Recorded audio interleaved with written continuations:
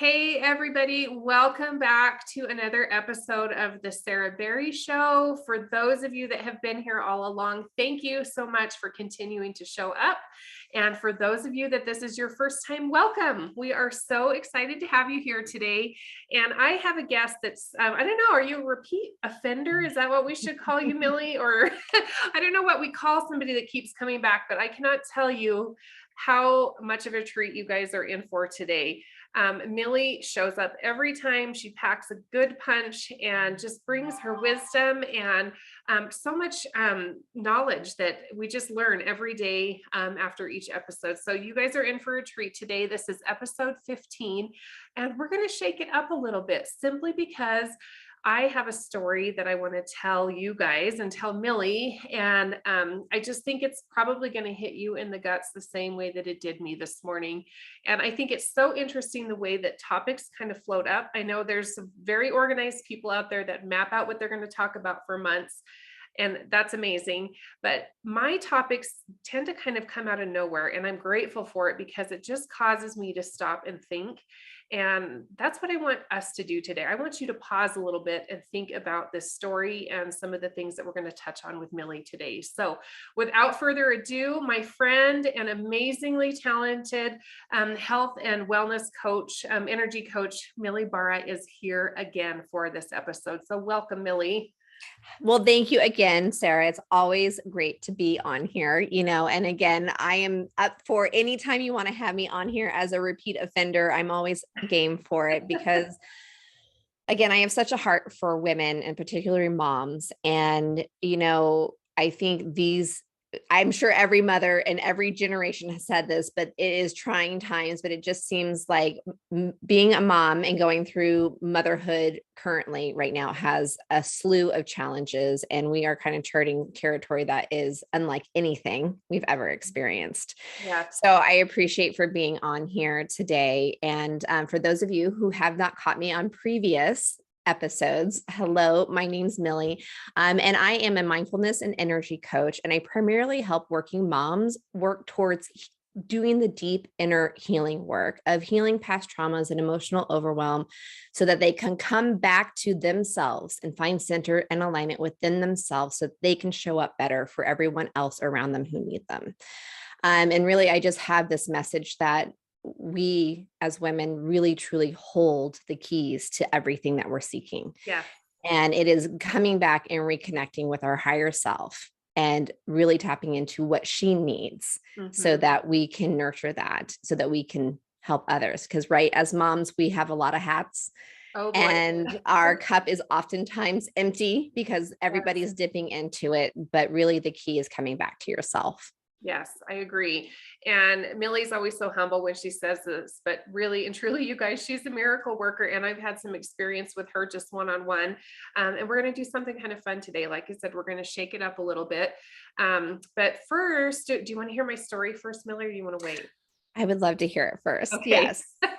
Okay. I was literally curling my hair as I heard this, and I was on the TikTok. The TikToks don't stop. The TikTok train, right? Oh my gosh. TikTok is a rabbit hole to beat all rabbit holes. And I'm probably, I don't know, too old and uncool to be on there, but it's kind of a new social media platform that I've been exploring, actually kind of learning about for my business. But I don't even know how this lady, it just came across my For You page. So if you're not familiar, TikTok has an algorithm, just like most all social media platforms, that starts popping up recommendations for things that you might like. And this one rolled across my For You page, and it just came out of left field. And I think it was a message that I just so needed to hear. And I'm almost bursting. I just wanted to share it with all of you because it's so relevant. And it has to do with a butterfly. And I know there's so much symbolism and things that we could talk about, the life cycle of a butterfly and how we all go through these seasons. But I like the message in this one because it talks a little bit more about pausing and stopping. And you usually think about the process of a butterfly as this really smooth, beautiful thing.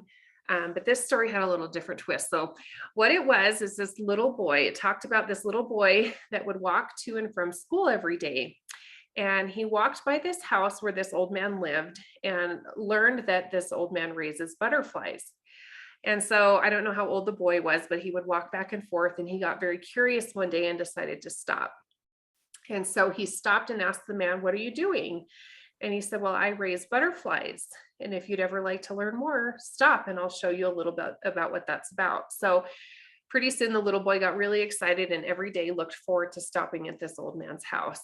And it got to be every day after school, he would stop and he would be there for like hours learning about raising butterflies and caring for butterflies and the whole process. And pretty soon the boy got brave enough and started asking, "Do you think someday I could take home one of these butterflies in this jar?" And the old man said, "Well, I'll consider it and maybe someday, but I don't think you're ready yet." So faithfully, every day the boy would come back and forth and help the old man. And every day would ask, "Is today the day that I get to take a butterfly home?" And every day the old man would say, "Someday, but not today." Well, finally, one particular day after school, the boy went to help the old man and said, "Is today the day I get to take the butterfly home in a jar?" And he said, or the cocoon home in a jar. And the old man said, "I think you're ready, but you have to answer me one question. What is the most important thing I've told you about taking a cocoon home in a jar?" And the boy said, "Well, don't ever open the lid until the butterfly is ready." And the old man said, "Yes, that is exactly right. And that shows me that you are now ready to take home your butterfly." So the little boy is so excited and he very carefully takes this cocoon home in the jar and places it in his bedroom and just sits and watches and gets his flashlight every morning and watches this cocoon, and there's nothing that happens. But one morning in particular, he shines his little flashlight in there and all of a sudden the cocoon starts to wiggle just a tiny bit. And he gets really excited and realizes something's happening. And the cocoon wiggles a little more. And then all of a sudden there's a little crack and it starts to open. And he gets really excited and keeps his little light. And pretty soon the very tiny corner of the wing starts to poke out. But then it stops. And he gets really worried and thinks, "Oh no, this butterfly is not going to make it." So he shakes the jar a little bit and it kind of wakes the cocoon up. And all of a sudden the split starts to get a little bigger and out pops the most beautiful wing. And so he's so excited it's happening. And then it stops. And he thinks, "Oh no, what's happening?" And he shakes the jar again and there's no movement this time. And he gets really nervous and thinks that the butterfly is dying. So what does he do? He decides to open the lid of the jar. And he opens the lid and he reaches his little fingers in and he peels the rest of the cocoon back from the wings, and out pops this beautiful butterfly. And it kind of flies around the jar for a minute and then all of a sudden falls to the bottom and dies. Well, the little boy is really nervous and thinks, "Oh no, what have I done?" And puts the lid back on the jar and decides he can't face the old man for a couple of days. And finally, he musters up the courage and he walks back to the old man's house one day after school with this jar and this beautiful butterfly laying in the bottom, and shows it to the man. And the man said, "Uh-oh, what happened?"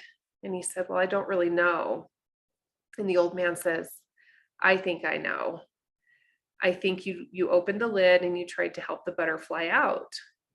And so the little boy decides to be honest and admits that's what's happened. And the old man says, "Well, I can understand that it's probably really hard to watch the struggle of this butterfly, but it's in the struggle of those wings pushing that cocoon back that creates the blood flow that makes the wings work.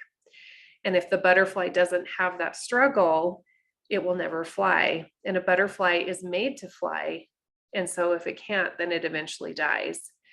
And the little boy is really upset, but he realizes the next time he raises a butterfly to follow the man's instructions to not open the jar, because the struggle is pretty much the reason that the butterfly lives. So I don't know, Millie, that one just hit me today. And of course, I immediately thought of you and some of the discussions that we've had. And I don't know, I kind of wanted to jump in and hear your thoughts about that story and about our cocoon and our butterfly. And like I said, we've heard of million stories about a butterfly growing and doing all these things, but I've never really heard it so much emphasis put on the struggle part and the butterfly really having to work to come out of the cocoon. So what are your initial reactions to that Yeah. Oh my story? gosh. That is just like the sweetest story and just kind of hits so much like home for me, because really I don't know about you all who are listening, but doesn't it just kind of feel like you're always kind of going up and down? And just when things get easy, then you're thrown with something else that just kind of throws you back into this swirl.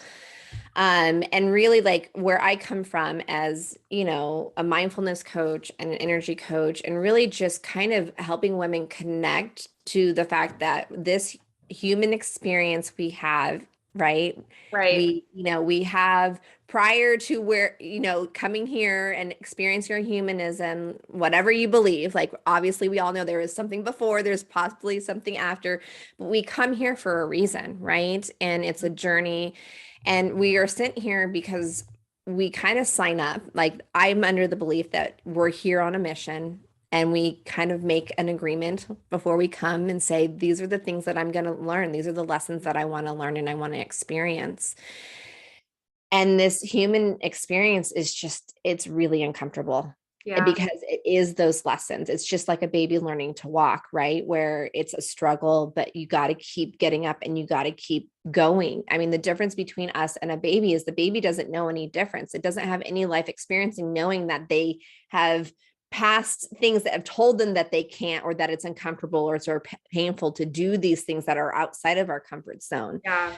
But really, like, one thing for me in my own journey, because definitely, like, there are, in my healing journey, there are lots of ups and there are a lot of downs. Our healing journeys are not linear. Right. And a mentor of mine, she just really reaffirmed, she's like, you lean into this uncomfortable feeling. And I'm like, no, I can't do that, because I need to get to the other side of it. And I want to be on the other side where I am feeling better and feeling good and, thriving and doing all these different things. And she's like, no, she's like, that is actually a sign that you are expanding, you are growing. Yeah. So just like that butterfly that has to work through it and push and struggle and do all those things so that it can get the blood flowing, so it can pop out and be able to survive. It's just like us. Yeah.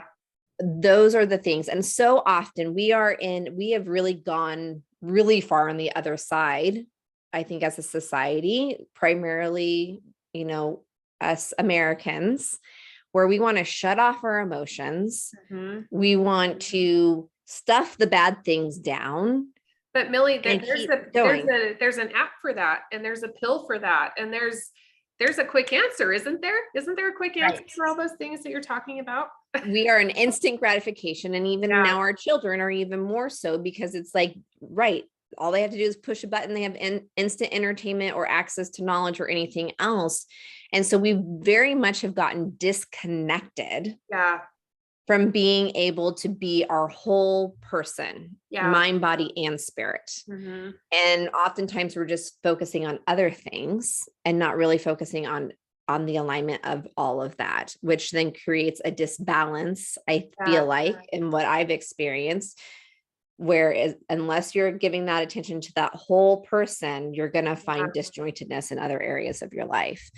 Well, and I think, again, the part of this story, it's not, I mean, we all hope that there's going to be a beautiful butterfly at the end. I mean, and let's all say we want to be beautiful butterflies. We all want that, but it wasn't just the butterfly needed to get out of the cocoon that hit me. It was the butterfly needed blood to its wings too. It wasn't just point A to point B. There's a whole host of things that happen in that process, that it's not just shedding a cocoon. It's kind of giving fuel and life to what it is when you shed the cocoon. Then what happens, and it was like, oh wow, to kind of focus on that midpoint and the point when really it kind of sometimes would be easier to just stop, right? And I guess I'm kind of shouting back to those of you that have made those New Year's resolutions or have fresh goals. And like I said before we turn on the camera, it feels like the 147th day of January right now. Does anybody else feel like that? This is like that weird no man's land of, let's just stop. The cocoon's warm and cozy. It would be a lot easier just to kind of stay here.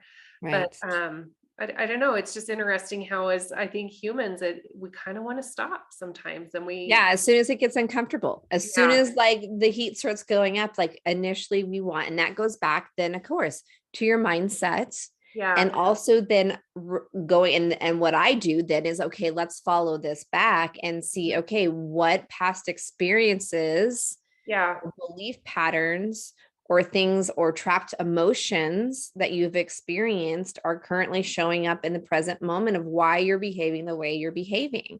Because again, we are who we are because of our experiences. And so if we're continuing being like, okay, yep, I said I was going to exercise 3 times a day every week or whatever it is. And here we are on week almost 4, I guess, of January. And, or no, depending on when you air, or here we are at the beginning of February, and I dropped off the wagon after 2 weeks of it. And again, what if instead of looking at how, maybe we didn't live up to that expectation, but what if we actually been like met us where we're at in the present moment and been like, well, look, you did 2 weeks where you did that. Great. Instead of this whole all or nothing, I have to be on point 100% of the time. Because that's almost impossible. I mean, for example, I have a sick kiddo home today. That was not planned today. Like I can even hear him at the door saying, mom, but that's just reality. Right. And if we get too wrapped up in wishing things were a certain way, versus settling in and accepting where we're at, then life is going to be pretty miserable. Bottom line. So, okay, Millie, that we could talk about this all day, but talking is one thing. We need some practical tips and kind of strategy to get through this. So what do we do when our wing is halfway out of the cocoon and it would be really easy to pause? What kinds of tips would you say when you're in kind of that pause and that stop is, I don't know about you, but it sounds like time to breathe and time to not get in a hurry to the next step necessarily, not give up, but what recommendation would you give that's practical? Yeah. And I know I've mentioned this in past things about going back to your breath, but again, it's the power is in the pause. You need to go back and just pause in that moment if you can, even if it means, hey kids, mama needs a timeout. I'm walking to my room for just a second. Because the thing is too, is it's more than just that uncomfortable feeling, but obviously there's some emotions, right, that are being stirred up. And so being able to identify and recognize those things that are coming up and triggering you. Okay. Triggers are your map and like your guiding light to help you navigate what needs to be maybe learned or let go of or addressed or healed or whatever. Those triggers are really important. And oftentimes, again, we try to push them away. But I mean, if you can just pause and identify, okay, things are really uncomfortable. And again, it's leaning into the uncomfortable feelings as much as you want to run away from them. Well, and there's a physiological component to there's physical, like your heart rate, everything's connected. So your heart rate may be stirring. You may even lean into emotional eating, right? And leaning on external things to fill that void or suppress those feelings. But again, we want to get you where you're connecting more with your feelings. So feel into it, whether it's you journaling about it, get it down, brain dump. I mean, not a lot of people like to journal. I get that, but brain dump or tuning into what feels good. I mean, I'm a true believer that in those moments where you're feeling really uncomfortable, pausing, stop, and really just shift that and be like, okay, what am I grateful for in this moment? Because that'll help pull you out of kind of that rabbit hole of going down into that negative vortex. But fuel into that, of what am I really grateful for? Yeah, my kid's homesick today, but I'm really grateful that I have the opportunity to be able to work from home. And be able to have that flexibility, or just tuning into what you're grateful for and get those thoughts out. Breath work. If you can do a stillness practice. I mean, I'm still, whether it is waking up in the morning, whether it's reading scripture, all those things, but even just the power and pause. A lot of times we do a lot of praying, right? Where we are pushing out a lot of where we're asking for things or asking for guidance or all these things. But how often do we actually stop and give our creator the opportunity to answer back? So let me admit this, Millie. I pray in lots of different ways. I think we all have our own way of connecting to Jesus, God, whoever your higher person is, or it doesn't matter. I think whatever works for you works, and continue doing that. But I'm gonna just be the naive one and admit to you, I hear all the time, just breathe. And I'm thinking, well, I do that all day. Like, tell me what it means when you say breath work. Tell me what that looks like. And actually, you know what, guys? If you're not on YouTube, you need to be. That's the happening place. We're going to do this. Let's do a quick, show me what it means when somebody says, just practice breathing. I want to know. Yeah. So a lot of times people think breath work and they're like, okay, I'm going to breathe through it. I'm going to breathe through it and see how it's all coming up from my shoulders, and it's fast. They're fast, short breaths. Okay. When I say breath work, again, it's really slowing down, and we are going to do deep breathing where we are bringing in that breath and pulling it all the way down. And you're coming from a diaphragm. I know not everybody can see this, but maybe I'll scoot back, but you're coming from your diaphragm. Okay, if you guys are running, so you can actually put your hand on your tummy. Pull over, everybody. Let's do this together. If you're running, stop on the trail. People will think you're crazy. It's okay. Pull the car over. Let's do this. Yeah.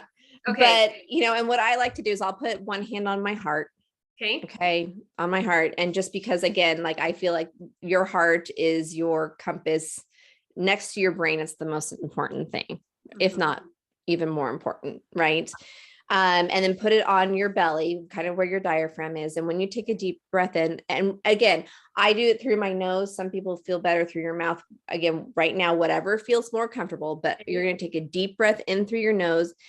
And instead of sucking your stomach in, you're going to actually expand out your diaphragm. And it takes some practice of learning because you're not coming from your shoulders. I'm good at pushing my stomach out. And, and be in a comfortable position, whether it's sitting in a chair. I mean, I even do breath work where I'm laying flat on the ground because that feels better for me. Okay. But you're going to take it in through your nose, and we're going to do a count of, like, let's say 4 seconds. So counting in for 4 seconds, you're going to breathe in through your nose. Okay. 1, 2, 3, 4, and you're pushing it out from your diaphragm. So that fills your whole lungs. And then you're going to exhale out from your mouth. Okay. And then we're going to actually push out all the air from there. So we're going to go out 6 seconds afterwards. So let's do that again. So you're going to breathe in through your nose, count in through 4. 1, 2, 3, 4, and then exhale out your mouth. 1, 2, 3, 4, 5, 6. Wow. And then those are really deep breaths. Okay. And the reason why your breath is so important is it helps calm things down. There's an actual reaction in your brain where with your parasympathetic nervous system, where it is signaling you're trying to combat that fight or flight mode. Okay. And that's a whole nother component of what we could talk about. But really in today's world, most people are constantly in a fight or flight mode. So their adrenals, their cortisol levels are really high. And it's because we were designed, right? Anytime we felt any stress initially, like if there's a tiger coming at us, you need that instant surge, right?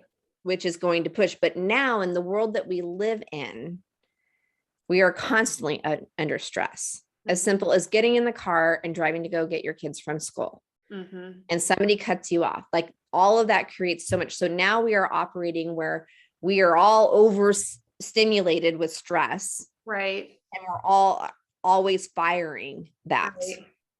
Right. Now we have been in a society where we just learned that's just normal, right? But it's not normal. And that's why I say, if you can come and practice a stillness practice, whether it's 5 or 10 minutes in the morning or midday, whatever works for you. So many people get wrapped up in the how of it. Don't get wrapped up in the how. Okay. That's good to know. Yeah. Give yourself some grace. Yeah. Some days I don't do it first thing in the morning. Sometimes it's 2:00 in the afternoon. Yeah. Or sometimes it's in the car where I put on some relaxing music and I just practice my breathing as I'm driving. Yeah. I'm glad you brought that up because I feel like there is kind of, and I'm new to breath work and some of those things. I hear the terms, honestly, I'm just getting more familiar with what it is, but, yeah, I think there's some big misconceptions, or maybe it's just miseducation or lack of education on the real scientific physiological things that are behind this, number one, but number two, the mindset. Right. It all connects and it all works together. And like you said, a little is better than not at all. Right. Just knowing those moments to pause when you're in that kind of transition or the not really knowing what to do on the 147th day of January, sometimes that's just okay. And Yeah. building in some of these, I don't know, practical things to kind of bring the stress down, and some of that really could reframe, I think, the way we're approaching just normal everyday mom kinds of things that, like you said, who would think that picking kids up at school could be, well, let's just be honest. Let's just be real. The drop off line is a whole other battlefield. And we talk about like planning dinner every day for the rest of your life, or simple things that are sometimes they don't feel so simple when you're in kind of those moments of what am I doing? Where am I headed right now? Yeah. Well, and in going back to your question, like of what can we do? I mean, again, connecting with your breath in that moment where things are feeling really stressful and really uncomfortable. And if you really want to add like a next thing is while you're breathing, maybe you create an affirmation, of just like, I am safe, I am secure, I have everything that I need right now in this moment. Yeah. And that is okay. Mm-hmm. Where you're breathing and again, you're reframing your thought patterns around whatever it is you're stressing about. Yeah. And again, leaning into the fact that things are going to be uncomfortable and they're always going to be uncomfortable. That's just where we're at. It's the expand and contract theory where we're always going to be stretching out and expanding. And then we get this little calm, but instituting these things, whether it's again, reconnecting to what makes you happy, what brings you joy, which I know for moms, like this was me in my healing journey at the beginning. I was asked, well, what makes you happy? What brings you joy? And I couldn't come up with anything because I had so lost my identity in motherhood. Yeah. And feeling like I had to take care of everybody else's needs, that what I felt and didn't matter anymore. Yeah. And so coming back to that and even asking, I mean, like I said, you are more than just a physical shell. Like there is a higher self to you. And she is trying to get your attention through all these different signals. And again, it's connecting with that in that stillness and just maybe sitting and asking, like, what do you need today? What do you really need? What is really a priority? Yes, you have all these things on your to-do list, but really, what is your priority and what do you need? And movement, whether it's getting out for a fresh air walk and just shifting that energy. And of course, I have more things. EFT tapping, emotional freedom technique tapping is something I do with my clients. Don't know what that is. There is a ton of stuff out there on the internet. Feel free to go and Google it. But basically it's about tapping into certain meridians in your body and using this tapping technique where you are shifting the energy in your body and helping it release. So using a phrase or things to reformat your also mindset and thought patterns. So that's kind of where I'm at with that. And I think, again, if you can just slow things down. Yeah. And maybe tune into like, what is bothering me? Why is it bothering me? And what can I do in this moment right now to fix it? And oftentimes it's tapping into to going, okay, am I tired? Am I hungry? Yeah. What's really bothering me? What do I need to feel more safe and secure? Well, and like just to touch on the point one more time, it's so ingrained in us to take the lid off the jar, isn't it? Right. To hurry up the process and get past it.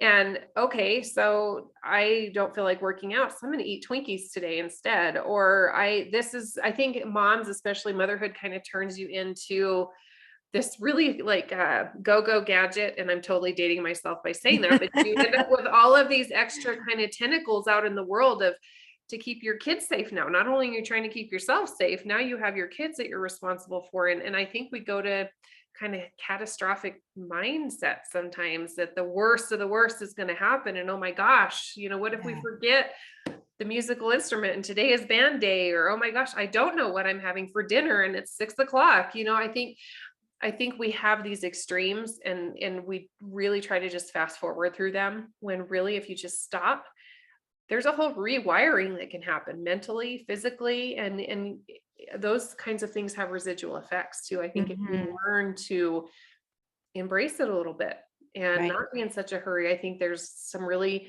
beneficial things that come from it. But it's hard, Millie. It's Yeah. tough. It's tough. You Yeah. have to retrain yourself in so many ways to do that, I think. So, I just saw a reel, I think it was a reel on Instagram the other day, and it was just this little clip about like self-love, right? Because again, or self-care.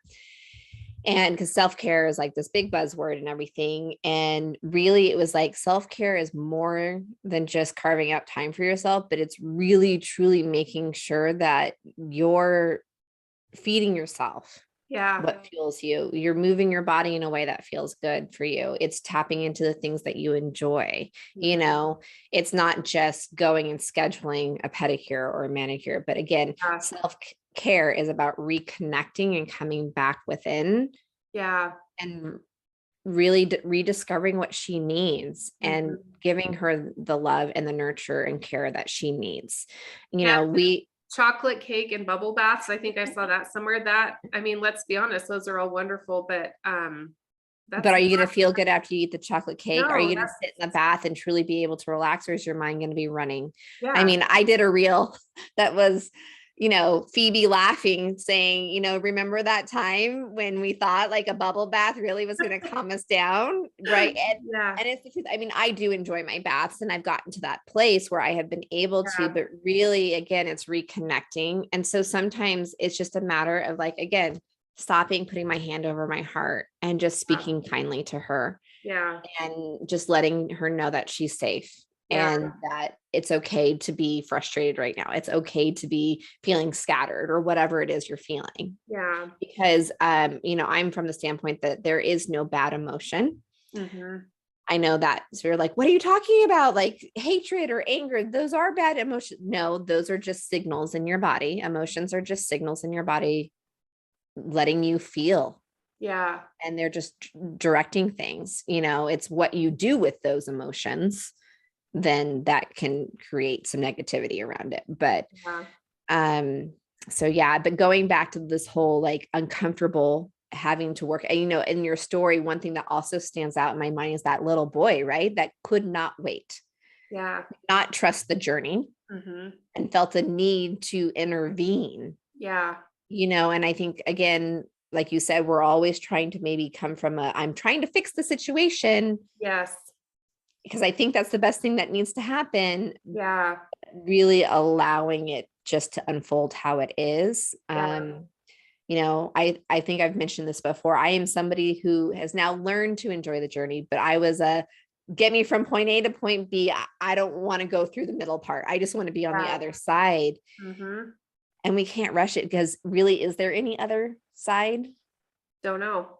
Don't Right? know. In the Yeah. sense of like, are we ever going to arrive, or are we just arriving to the next thing that's going to take us into another thing? Well, I think the butterfly is a perfect example of that. Yeah. We all did it. What was that? Third grade, second grade when we The you life got cycle. yeah, the life cycle. It's just another nod to the fact that things do cycle. There are Mhm. seasons. There are seasons of growth. There's seasons of dying. There's seasons of just stagnation too. And all of it is an important part of the process, I think. And Yeah. um, learning these tips and tricks and techniques really that get you through those dead and not so fun times, I think are, Yeah. the fun days, they're easy, right? Everybody wants those. They're fun when Right. the butterfly finally flies. That everybody wants those days, but um, knowing you're normal, knowing that most everybody kind of handles it. And I think we're all trying to hide the fact that, and social media for so many reasons has made it look like other people have it figured out and we're the ones that are crazy, which causes us, I think, to go inward more than normal. And really, it's just identifying that this is a feeling coming from somewhere, and here's a technique to handle it, and taking one little step at a time to learn to manage those things and know that it's just all part of the process. So, Yeah, exactly. So Maybe try some breathing. I mean, there's the Calm app. I use the Insight timer because oftentimes if we're left to doing some of these things on our own, then we get too wrapped up in the how or Yeah. the inner mind chatter. And that's the other thing too. So many people think of the stillness practice. They're like, oh, it has to be perfectly serene and I can't have anything going on in my head. Thoughts are normal. Mm-hmm. When you're in that stillness, thoughts are normal. Yeah. It's okay. That's just how your brain works. It's Yeah. not a bad thing for you to not be able to shut them off. Yeah. But, guided meditations were something that's what helps me, just having something to help me go through it. So I recommend those. Again, journaling or brain dumping if you can, Yeah. just to kind of get the everything out and not holding on to it. Yeah. Do you want to know what I recommend? What? I recommend my friend Millie. And if you're really interested or even just curious, why don't you give us a way to get a hold of you, Millie? Because really, I think, like I said, this is a whole new concept for me. It's such I don't want to say a buzzy thing because it's been around for ages and ages and ages, but you hear breath work and you hear these things and it just feels way out there. But Right. to know that our bodies are wired a certain way and we were made to actually be able to regulate some of this it's such an eye-opener for me. So if people are more interested in learning about this, where can they find you? Yeah. And I think too, we've tried it the other way for a while now, right? According to Western medicine or, this whole suck it up and keep going mentality. But I think the newer generations are basically seeing the effects of that. And that's why we're remembering again, we're coming back around and we're remembering again the importance of that. But you can find me on Instagram at Millie Barra. I'm just simple handle there. I'm also over on Facebook as well. I do have a private community for moms that focuses a lot around this, where I try to tap in and sprinkle in some trainings and some tips and things. So my link for that is on both my Facebook page and also my Instagram. There's a link in the bio, so you can connect with me there. I also have some things coming out in March. So feel free to follow me with that. You can find me on my website, which that's kind of under construction right now. It's going to be changing a little bit because I've been really narrowing down in my niche of where my direction I'm going, but it is www.thrive-within.com. So you can find me there as well. But I do have some things coming up primarily around helping moms that struggle with mom rage. That is a huge thing because I don't know if you know, but actually anger is a response to anxiety. So that is something that I am passionate about, helping moms learn how to self-regulate so that they aren't being triggered, that is causing a response. So I have some new program coming out called Calm Your Inner Momster. Well, I won't be signing up for that because I have it all figured out, Millie. And I wish I could empathize with what you're saying, but things are smooth around here. And likewise, don't get me wrong, she rears her ugly head for me as well. I don't want to cast that vision that my home is this serene, quiet home. I have two very busy boys of my own. But really it's just about being able to be less reactive. What to do in those moments of when you are being triggered like that, because that we all don't want to show up like that. And it creates a whole ripple effect. So it does. Well, I am going to put all of this information in the show notes, you guys, with links and everything. I cannot recommend enough. Just connect. If you're interested, reach out to Millie. She's got a wonderful wealth of information. We have just scratched the surface today, but I want you all to leave the lid on the jar. If you learn anything about today, practice the pause, embrace what feels like nothing is happening. You're okay and it's normal, and just leave the lid on the jar a little bit longer. I promise it will be worth it.